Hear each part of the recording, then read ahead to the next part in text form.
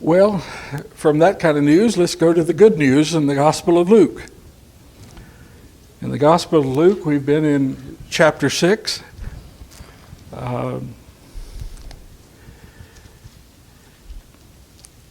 In so much of this, no matter to whom Jesus is speaking, whether his own disciples or those who he is healing or those who are opposing him, those who are just looking ways to accuse him of something, every time he answers, he's teaching them something about the kingdom of heaven, about what's the nature of that kingdom and the nature of those people who will be citizens of that kingdom.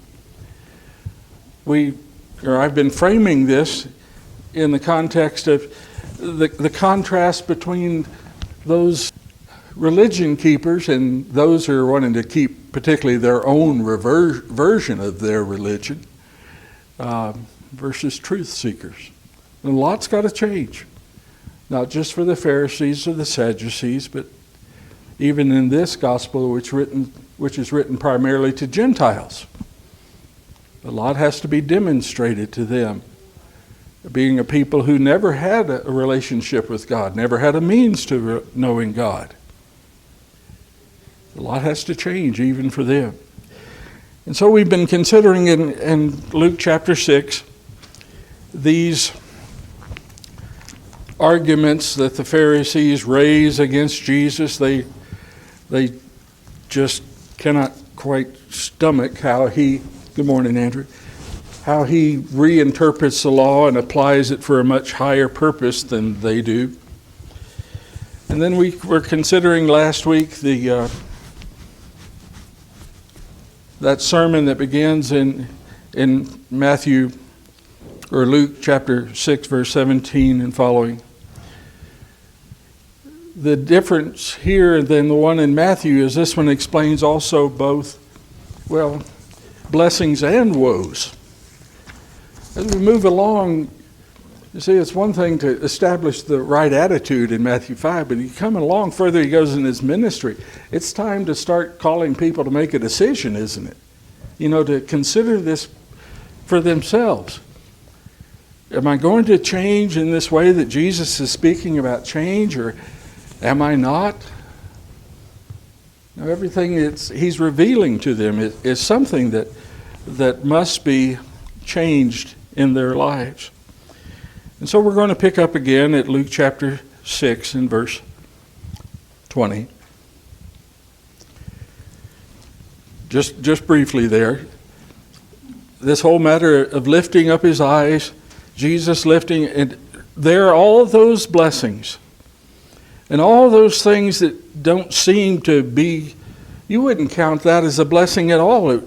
Most people wouldn't. Verse 22, blessed are you when people hate you, when they exclude you, when they revile you, when they spurn your name as evil on account of the Son of the Man. Really? Is that a blessing?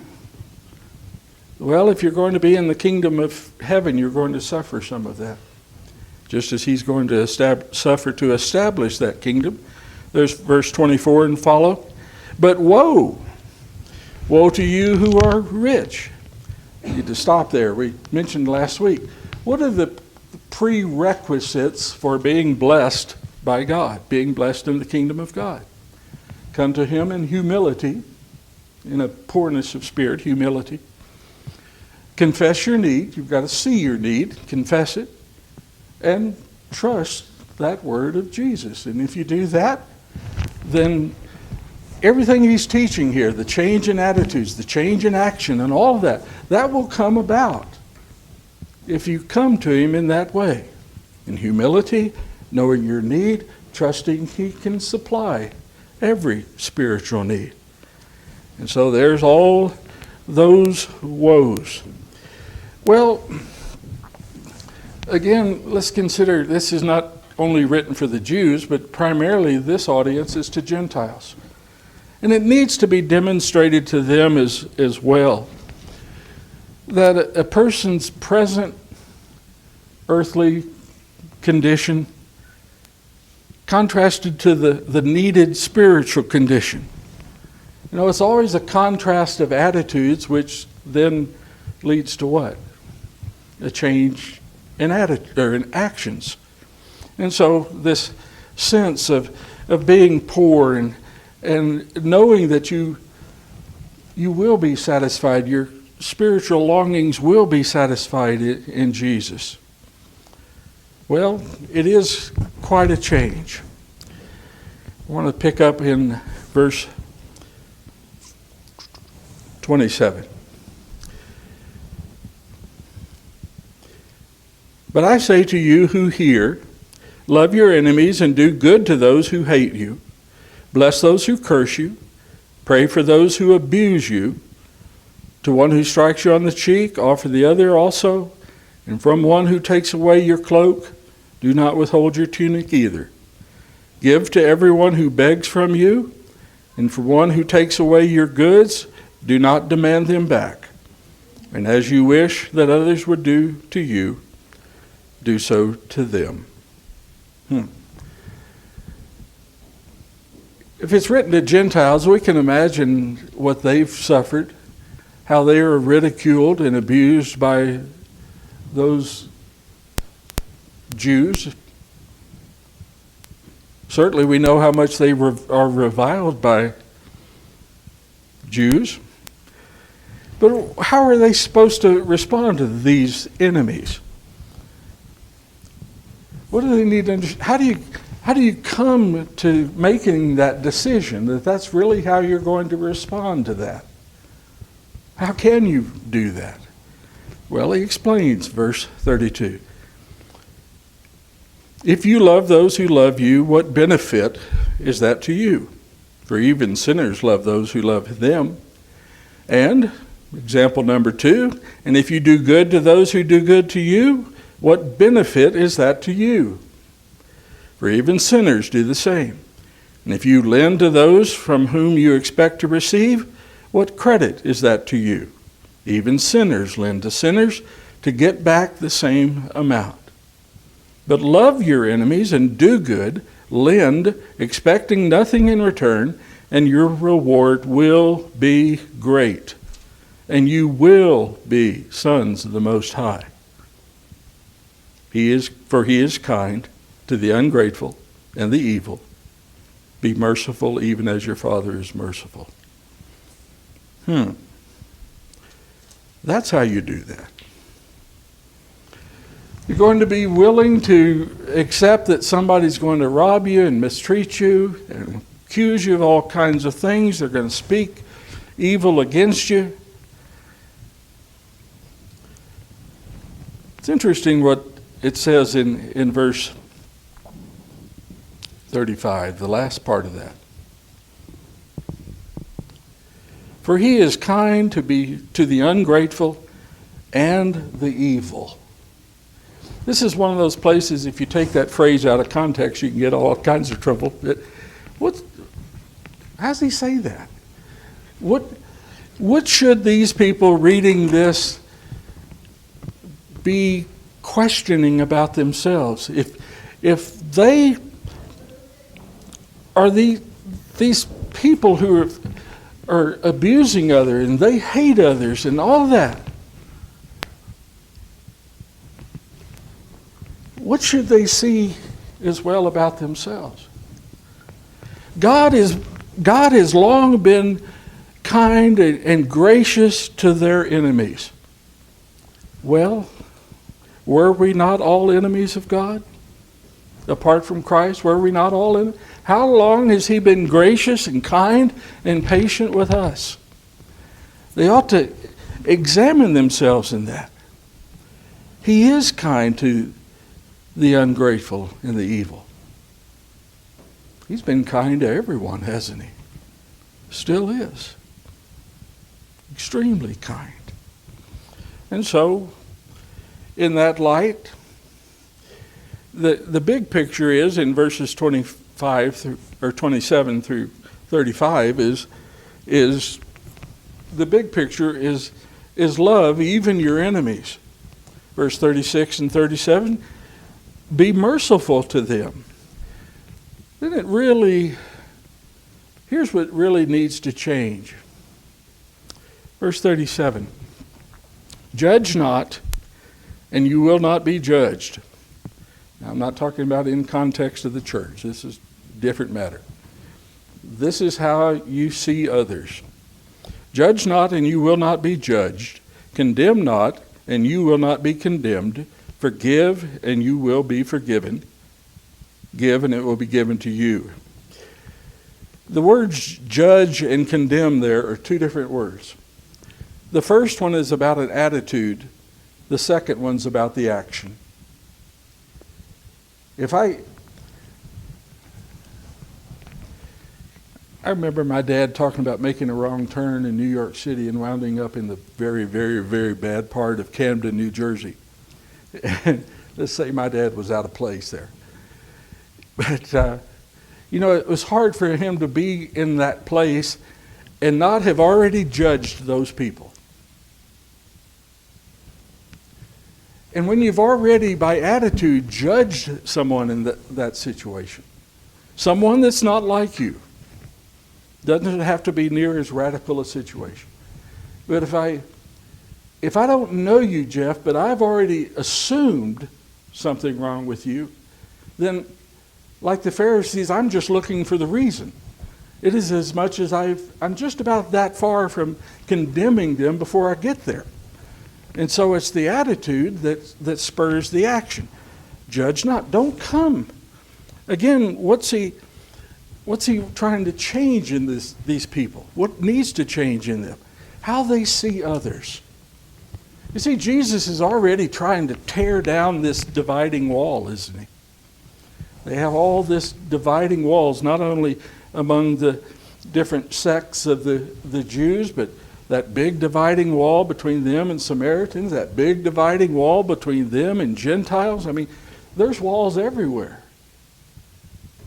And what's Jesus trying to do? Just because somebody else may be on the other side of the wall, and with the Pharisees, it's the wall that they've built, don't look at that person having already predetermined, in a sense, that they're your enemy. Have any of us ever done that? You don't have to answer that question. I just want you to think about it. I have done it. I've met someone that I already, for some number of reasons, either my own bias or someone said something about it, I was already expecting, that person is trouble. And what I do? When it gets kind of hot, when it's difficult, you're pretty quick to condemn those people who are not like you. Does it ever happen? Sure does. Sure does. And so all that has to change in this passage. Jesus is demonstrating the difference. The change in attitudes and the change in action. And again, there in verse 38. Give and it will be given to you.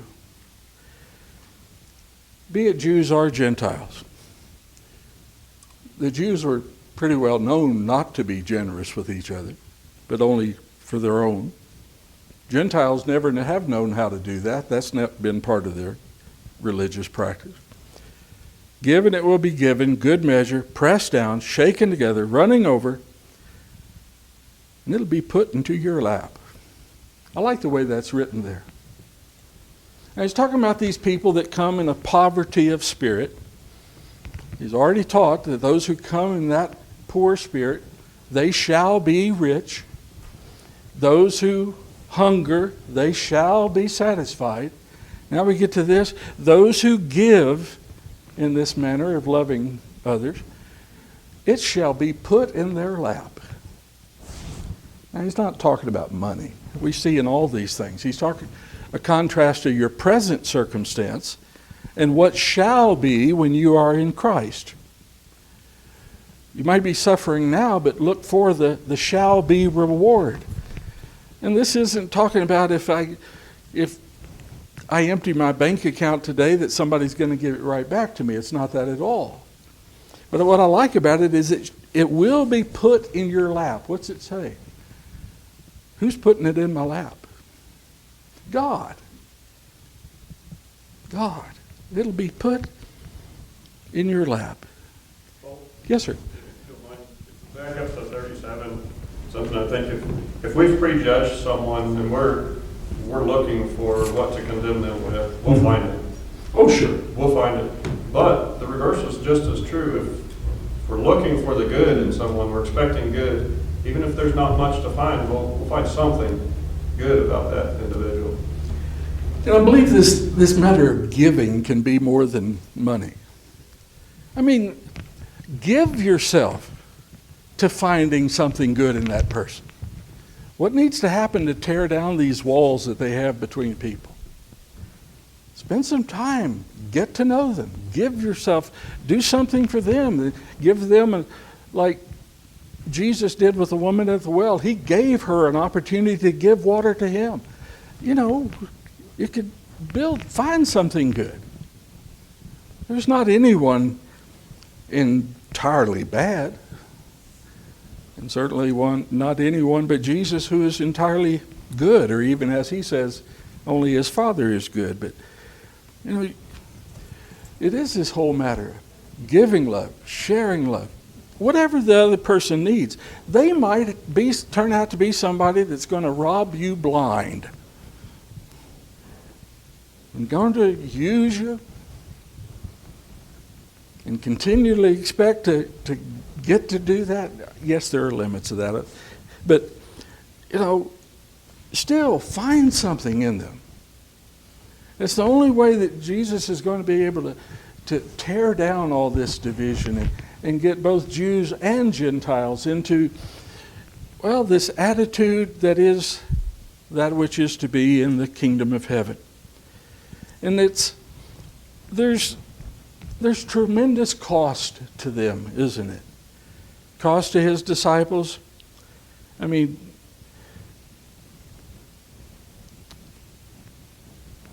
the biggest cost to most people, as it is to those Pharisees. I remember several weeks back, Andrea, you said something one morning about it's easiest for us to get down on the Pharisees. But, you know, it's easy for us to forget how hard it would be to change. Old habits are hard to break, aren't they? Isn't that what all this is about, in one sense? Now, it gets to be more than that later, but it doesn't matter whether it's Jews or Gentiles, old habits are hard to break. And harder still are old religious habits. Very much harder. Because in order to break one, you've got to replace a bad one with a good one, don't you? And we've already seen in the illustration about the Pharisees not wanting to drink the new wine. They don't want it. They prefer the old. Let's just do the same old thing we've always done. We're not even going to really listen because we're really not interested. We don't want to change. And old religious habits are hard to break when you're convinced that you're already righteous.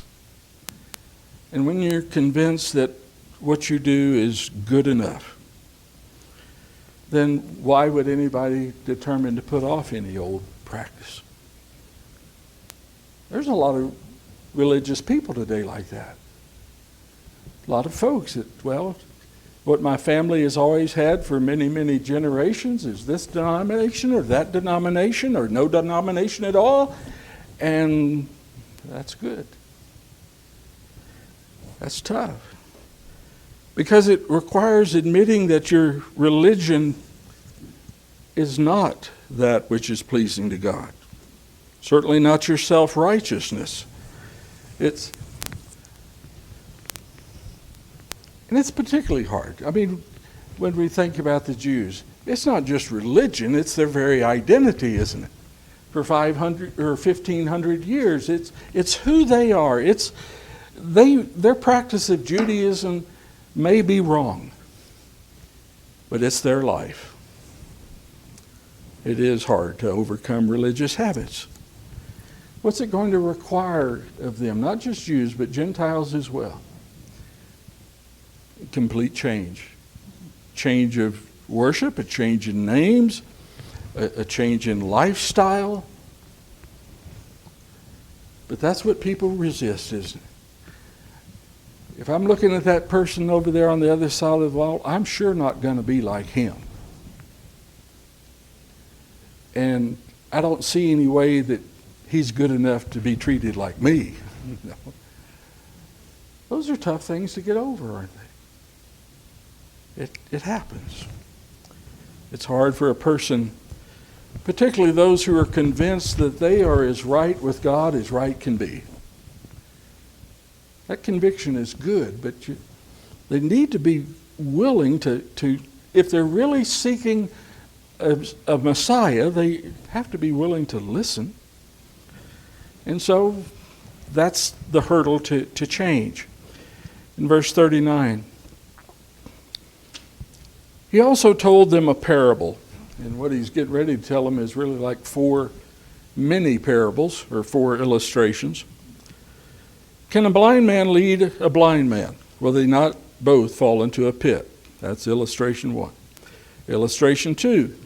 A disciple is not above his teacher, but everyone, when he is fully trained, will be like his teacher. Okay. Illustration number 3, 41 and 42. Why do you see the speck that is in your brother's eye, but do not notice the log that is in your own eye? How can you say to your brother, Brother, let me take the speck out that is in your eye, when you yourself do not see the log that is in your own? You hypocrite. First take the log out of your own eye, and then you will see clearly how to take the speck that is in your brother's eye. Illustration number 4, verse 43. For no good tree bears good fruit, nor again does a bad tree bear good fruit. For each tree is known by its own fruit. The figs are not gathered from thorn bushes, nor are grapes picked from a bramble bush. The good person out of the good treasure of his heart, this is really when it's getting down to the application, wrapping this thing up. The good person out of the good treasure of his heart produces good. The evil person out of the evil treasure produces evil. For out of the abundance of the mouth, or the heart, his mouth speaks. How many ways should that cause us to examine ourselves? Pretty thoroughly. These are the things that need to change.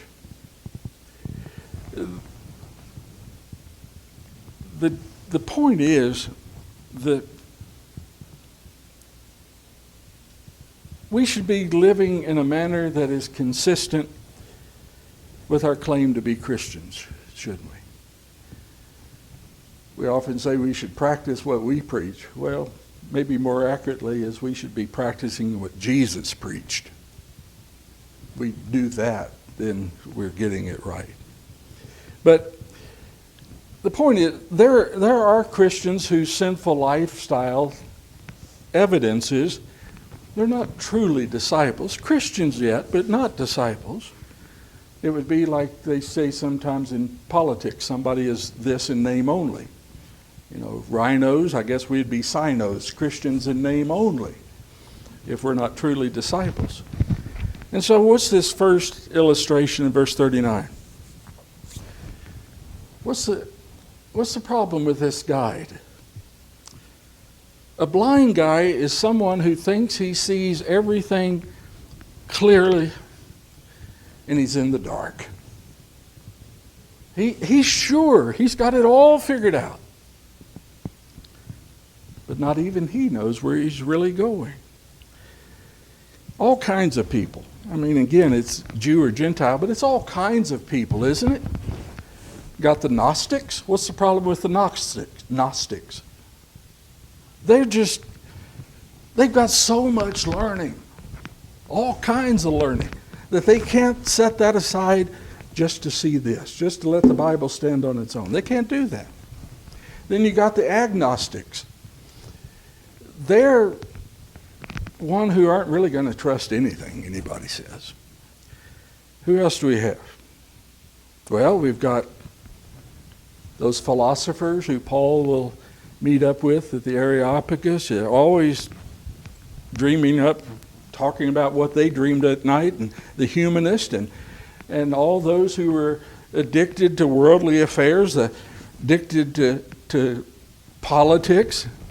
You know, it's scary. A religious person whose view of God is framed only by politics. I mean, such that, you know, if that's the manner of seeing clearly what's really going on, are we truly? Verse 40. Now, every Christian is to be a teacher, aren't we? And yet it ought to be, as disciples of Jesus, that we are lifelong students, always in training. We're never going to be greater than our teacher. And so it is only by being less than him and even knowing our need to continue learning and growing that we are becoming like Christ. Certainly no Christians above him. And so, again, we must be practicing what Jesus preached. All of this about humility, about loving one another, being forgiving, being merciful. All that must be seen in us. Oh, the famous illustration about the speck in the eye versus the log. This gets really, I think, close to that verse 37 when it's talked about judge not, and you'll not be judged, condemn not. You come to somebody, that one that's got the speck in the eye, and you as much as already condemned him because of it. What's the problem? The speck really is impaired spiritual eyesight versus the log, which is being totally blind. Some are impaired, but those with the log are really without sight. Well, we cannot help anyone adjust their spiritual condition if we're not willing to see our own, can we? And see that their own spiritual condition is worse. Now, you might look at somebody's sin and judge it just on that. Well, their sin seems to be worse than my sin, so I'm better. But that's not the deal, is it? That's not how you be looking at others. You know, go back to that verse 35. Speaking of the Lord Most High, He is kind to the ungrateful and the evil. That included us, even while we were yet practicing sin. He's kind. He didn't come at us to say, well, you can't be changed. I'm not going to try to save you. No. But we need to do that as well. It makes me think of that Christmas song about, do you see what I see? Well, it's easy to see what's wrong with somebody else. Boy, is it tough to confess what's wrong with yourself. So, in that case, the teacher, the disciple would then presume to see even better than Jesus, wouldn't he?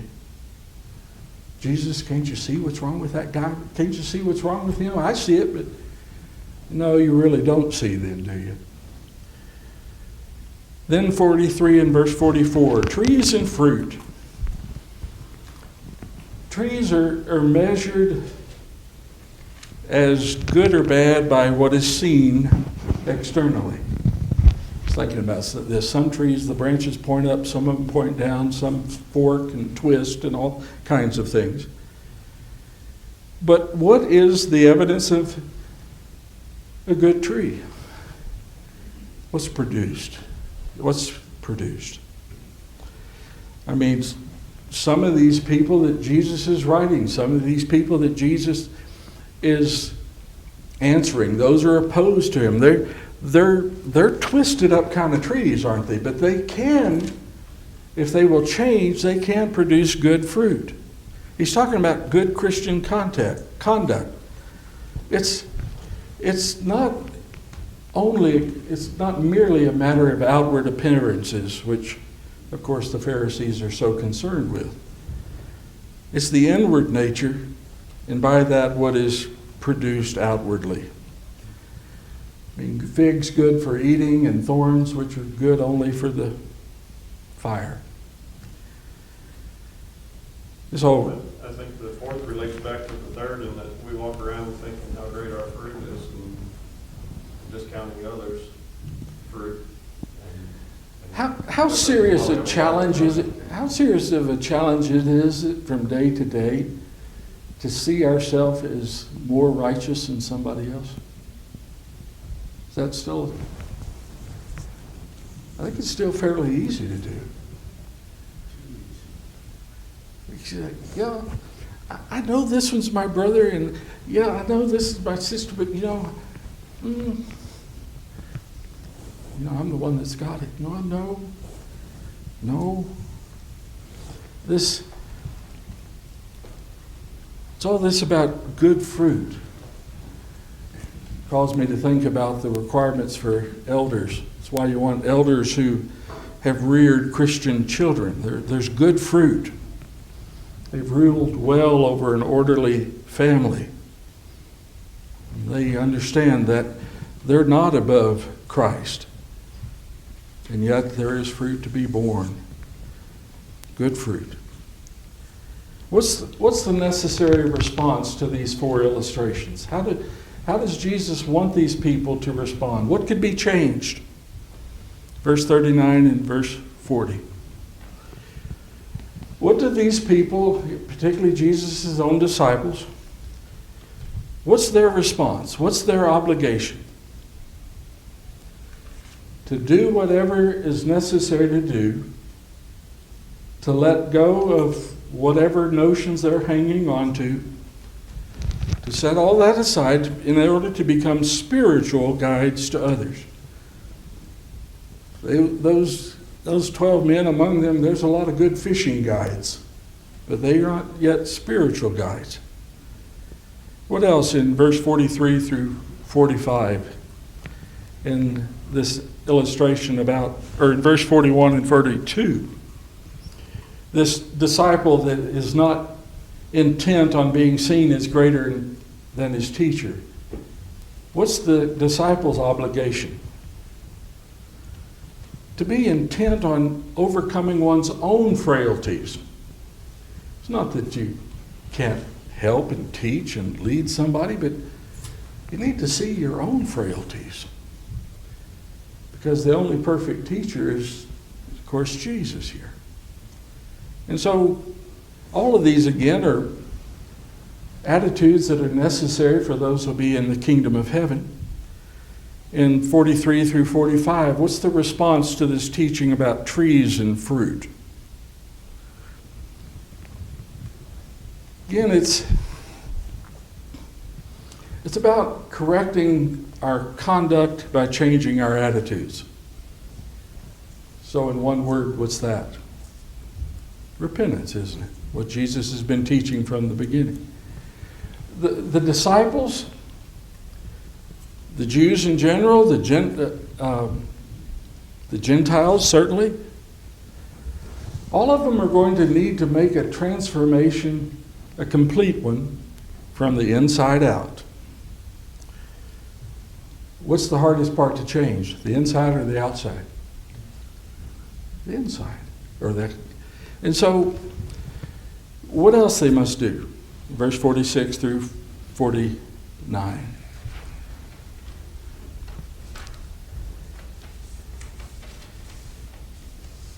This place where they call him Lord, Lord.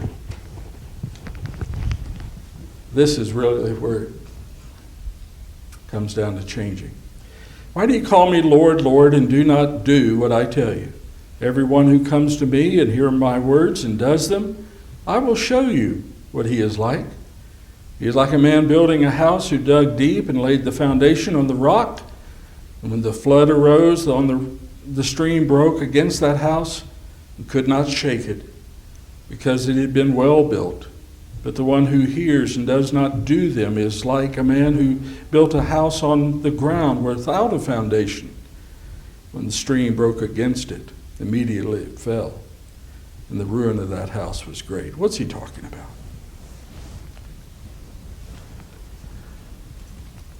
It's utterly inconsistent to wear the name of Christ, to claim him as Lord, if we're not obedient to him.